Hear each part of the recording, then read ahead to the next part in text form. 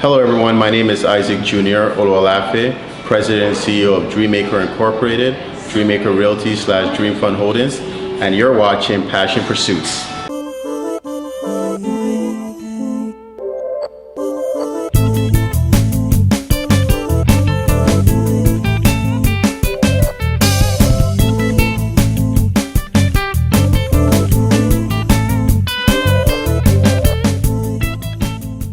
Okay, welcome guys to Passion Pursuits. We are in the beautiful Art Square Cafe and East Gallery in downtown Toronto. And I'm sitting here today with the beautiful Shivani Sharma, who is CEO of Firefly Creative. And our passionate guest today, Isaac Olowolafe, who is CEO of Dreammaker Realty and Dream Fund Holdings. So thank you very much, Isaac, for joining us today. Thank you very much for the invite. Totally excited to have you here and learn more about your story. So you're CEO of a dream company. So tell us more about your story, where you come from, and what you're doing. So basically, in short, we run a real estate and wealth management firm. Everything we do again from a fundamental and practical point of view. So the fact that I started off as an investor, Dreammaker Realty was an investment company first. Right. Then it transitioned into a real estate brokerage firm, which we now have 19 licensed agents within the brokerage firm. So the brokerage firm Dreammaker Realty is assisting individuals buying and selling real estate anywhere in Ontario. At that time, my first 2 properties, I had to manage them. So Dreammaker Management started to manage my own properties, my parents' properties, and now we're managing over 300 properties across the GTA. Right. Then we had individuals that used to lose money in the stock market, and they said, guys, like, we want to invest with you, but we don't want to put our money into a mortgage, and we don't want to buy a property to own. Is there any way we could invest with you, give us interest, participate with us, and it's secured by real estate? And that's when we launched Dream Fund Holdings. I see. So Dream Fund Holdings is more like managing individuals' capital in a joint venture model in real estate. And then just recently we launched Dreammaker Developments, which will be our company that will start the land developments across the GTA. Yeah, wow. So that's the latest big project. That's the latest big project, exactly. That's great. So I know I was reviewing one of your brochure, and it said creating generational wealth. Yeah. Can you explain what that means? Well, for me, generational wealth, especially within my community, is something when you build something and you build it big enough that it's enough to take care of yourself today and also your children's children. And I always believe in Proverbs talking about the wise man is a man that leaves a seed for their children's children. So using that principle is what I brought into my business again, and then looking at the Italian community, looking at the Jewish community and other different communities in the GTA, the Chinese community, the Indian community, I realized that a lot of communities understand generational wealth, and the Black community it wasn't something that we fully understand as a whole. So that was something that I said we'll bring as a mandate into our company and start with the education component, educating on financial literacy, on building generational wealth, and it's not just working and leaving it for your children, but working, having enough for yourself, but able to sustain for your children's children. Fantastic. So for all those viewers who are going to be buying a house or condo for that matter within the next few years, what would be your tip? Where would what advice would you have to give to them, or what area should they be looking into, right? Well, two major advices I give everybody. The first one, work with a realtor or a broker that is not just a salesman, but an investor in that actual industry. Right? It's very important because you don't want to have a banker manage your money if they're not managing money for themselves, right? So that's the first tip. And then the second tip, invest in areas that are growth areas. So your Liberty Village, your Queen West, your Distillery District, your waterfront area, so Canary District where the Pan Am Games is going to be housing. So we only look for key growth locations, and that's where we invest, because by investing in somewhere that's already established, the growth is minimized. So there's one thing that we always want to give advice to our young passioneers about starting their own careers or starting their own businesses. So if they wanted to start a career in real estate, what would you suggest they do first? Well, starting a career in real estate is like starting your own business. Even though you could work for a brokerage firm like Dreammaker Realty, Remax, and other different brokerages, you're really building your own business and your own brand within those individual companies. Well, education-wise, there's 3 courses that you got to take at Orea College, and then after you take those 3 courses, there's articling courses that you got to take. But really, what I've been telling all my realtors is understand the market in general. So not that you have to have an economics degree or economics background, but it's good to have an understanding of the economic fundamentals of Canada, the economic fundamentals globally. Yeah. So you understand the effects of what's happening in Europe and how it affects Canada and US, etc. So that you're able to dissect news that you hear from the media. So that's sort of the background now that I'm telling a lot of the agents that want to come join us, that before you join us, equip yourself with knowledge about the market in general. Then we could break down your knowledge about real estate. Oh, that's great. That's great advice. And, since it's passion pursuits, a mandatory question is, what does passion mean to you? Well, passion to me is a desire, right? When I first got into this, I said, I'm going to do this no matter what. I'm going to sacrifice my sleep, sacrifice going to Cancun with my friends during the summer when we were 22, 23. And you know what, now through those sacrifices, I'm able to do whatever I want. Yeah. Able to drive whatever I want, live wherever I want. So I think passion is about desire. Passion is about something you believe, right, that you sometimes cannot see, right? So when I was 21 or even 20, just writing down my notes in my blue book saying, this is where I want to be by the time I'm 30, that's almost 10 years ago. It wasn't something that I could see physically unless I wrote it down. So passion is believing in something, writing it down, and working towards it. And knowing that even if you don't hit it directly, if you wrote it down and you dream as big as possible, then your passion will grow to that dream. Right. That's wonderful. So you do think that sacrifice is a big, part of Oh yeah, passion it is. and dreams? I think without sacrifice, I probably wouldn't be where I am. Okay. Yeah, sacrifice is probably one of the most important aspect of starting any business. You gotta be willing to sacrifice, and you gotta be willing to be flexible based on the market you're getting into. Great. So true. Great.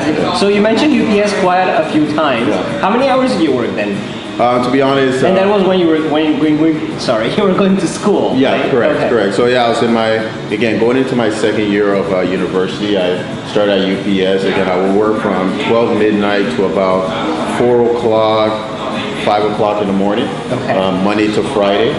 I'll go home, get a couple hours of sleep, and then get up and drive to Mississauga for economics class at 10 a.m. Right, so it was. Wow, that's passion. I know. Yeah, no, it was passion, and really it wasn't. At first, it was 2 types of passion. When I first started working at UPS, my first passion was if I could start the midnight shift, hopefully they'll give me the opportunity to work in a daytime shift, and who knows, I'll work my ladder up at UPS and become a manager at UPS. Because I didn't know what else I was gonna do, but That was a dream at that time. well, yeah, exactly. That's all I had, right? So that was my initial passion. But then the second passion came when I saw that they were paying tuition reimbursement. Right. So I was fortunate; my parents paid my tuition. So really, anything I was making was additional capital. Yeah. So I took the tuition reimbursement. I took I think it was $10 to $12 an hour they were paying me, and that's what I put together to start buying my first couple properties. That's really smart, fantastic. actually. That's fantastic. So speaking of dreams, what's behind you, the title of your company? Well, Dreammaker Realty is interesting. So within our umbrella, which is Dreammaker Incorporated, we have several companies that start with Dream, from Dream Fund Holdings, Dreammaker Management, now Dreammaker Developments, and of course Dreammaker Realty.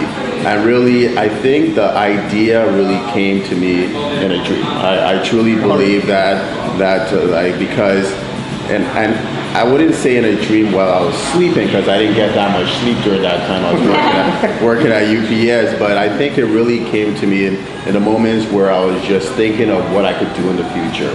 And I believe that God planted this idea into my mind of doing something in the real estate realm, and I realized that a lot of people have big dreams. Right. A lot of people dream of achieving this success or buying this first house. So I said, I was playing around with some names, and I remember my girlfriend at the time, now wife, I remember I was asking her some different names, and Dreammaker just came out, Dreammaker, and then we started to trademark some slogans like dream big, let us do the rest, or turning dreams of owning into reality. And it just, I guess, the brand, and it's funny, over the last couple of years, now you see other corporations from Microsoft to Nike to Impetro using the tagline dream. Right? It's starting to become more of something that to use. So it's good that we realized that early, and we engraved that in our companies. Fantastic. So I think that ends us here with the big questions, and I'll let Shivani continue with our rapid fire round, which is the fun part of the show. So for those of you who don't know, including you, Isaac, we do this thing called rapid fire round, where we ask you a bunch of questions rapidly, and some of them are fun, some of them are scary, and you have to answer them all really quickly, or else I take away your coffee. I like my coffee. All right, I'm going to bring out my trusty iPad now and put it right next to my face because I'm blind. Yes, I felt the need to say that on TV. Alrighty, let's start. Okay, a night owl or early bird? Night owl. Favorite book? The World is Flat. Ooh. Real estate investor or real estate mogul? Real estate mogul. Okay. What's one company you wish you could take over, even if you went back in time and did it? Dundee. Oh, that's cool. What's one of the most lucrative areas in Toronto right now to invest in? Yorkville, waterfront, East Bay waterfront. Okay. Where do you like to shop at? Yorkdale. Oh, cool. Is it because you just went there?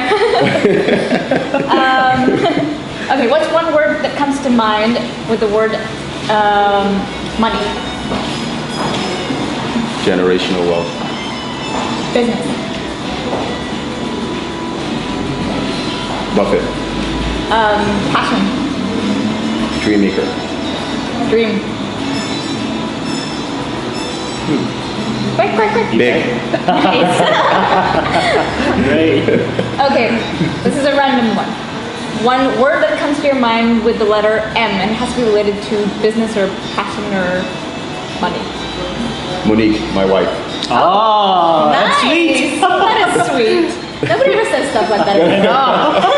He's an experienced. Hey, she made me watch it something. That's true. 3 words to describe your company. 3 words: passion, dedication, expert. One movie you love best of all time. The Great Gatsby was good. I don't know if it was the best of all time, but New one or old one? that's the new one. The great. What else? I guess I'll just leave it at the Great Gatsby. Could you see yourself as the Great Gatsby? I don't know if I'll. The Great Isaac. Leonardo DiCaprio is one of my favorite actors. High five. Mine too. All right, you already won this round in my head. And by the time you're 40, you want to be worth? Over 200 million. Wow. Okay. Dream big. I will like to work with this guy. Your favorite subject as a kid? It was math. Of course. Excellent. Mine was the worst. I hated math so much. Favorite quote? Your quote: "Dream big, let us do the rest." Nice. All right. Well done. Very sharp answers. Thank you very much. Beautiful. That was fantastic. Well, thank you so much, Isaac, for being on the show. It was lovely having you. It was a pleasure. Thank you so much. Appreciate the questions and the invite again. And I hope everyone learns from this interview.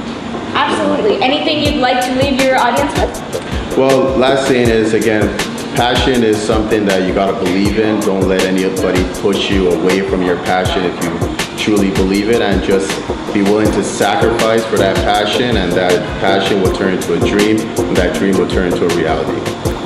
Wonderful. Well, thank you everybody for watching. This was another episode of Passion Pursuits. Don't forget to follow us on Twitter and Facebook and all the other wonderful links we have going. Do check out passionpursuits.ca for more updates on our videos. And we'll see you next week with another Passioneer. Or next to next week, whenever we see you next. Stay passionate. See ya, everybody.